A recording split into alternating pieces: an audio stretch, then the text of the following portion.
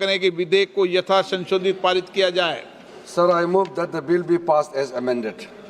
प्रश्न ये कि विधेयक को यथा संशोधित पारित किया जाए। जो सदस्य इसके पक्ष में हाँ कहें, जो सदस्य विरोध में ना कहें। मेरे विचार में निर्णय हाँ वालों के पक्ष में, हाँ वालों के पक्ष में प्रस्ताव स्वीकृत हुआ।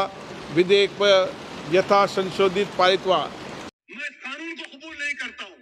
तो महात्मा गांधी ने क्या किया? उन्होंने उस कानून को फाड़ दिया। तो मैं गांधी की तरह इस कानून को फाड़ता हूं। ये अनकॉन्स्टिट्यूशनल है सर।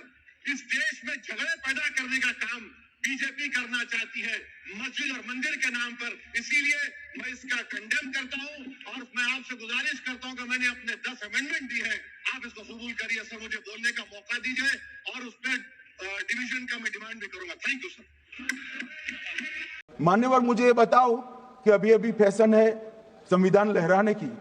ये संविधान के हिसाब से सरकार का या किसी भी निजी संस्था का कोई भी फैसला मान्यवर कायदे की कोर्ट से बाहर कैसे हो सकता है?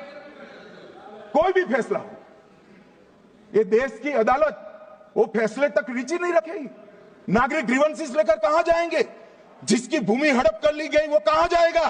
ऐसा नहीं चलेगा। आपकी वोट बैंक के लिए आपने किया था, हम खारिज कर रहे हैं। ऐसा नहीं चलेगा।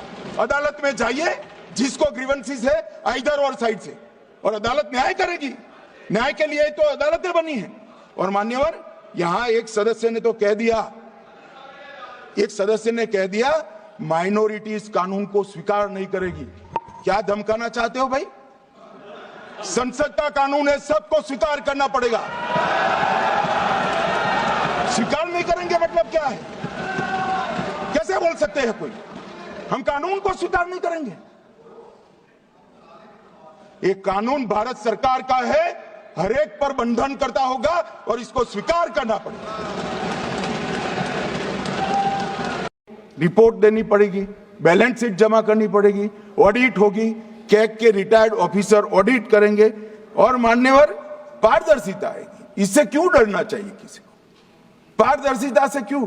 और वक्फ बोर्ड और वक्फ परिषद, इसका कोई ऑर्डर हम ऐसा नहीं लिख रहे हैं कि कोर्ट में नहीं जा सकते। आपने तो कर दिया था कि एक ऑर्डर को कोई कोर्ट में चैलेंज ही नहीं कर सकता। पूरा संविधान वहां समाप्त कर दिया मान्यवर। और मान्यवर, हम तो इसको कहते हैं कि कोई भी चैलेंज कर सकता है कायदे की अदालत में।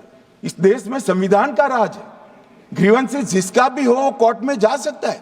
2013 में जिसकी भूमि हड़पी, इसके ग्रीवेंसेस को भी कोर्ट के फोरम से बाहर करने का पाप एक कांग्रेस पार्टी ने किया।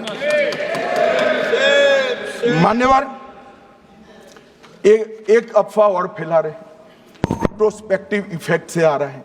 मैं स्पष्ट कर देना चाहता हूं, इस सदन में बोलने के वक्त जिम्मेदारी के साथ बोलना चाहिए। अगर ये कानून का पहला पेज और तीसरी तक धाराएं भी पड़ी होती तो इसमें स्पष्ट लिखा है, ये कानून का अमल जिस दिन पारित होने के बाद भारत सरकार नोटिफिकेशन बाहर निकालेगी उस दिन के बाद होगा।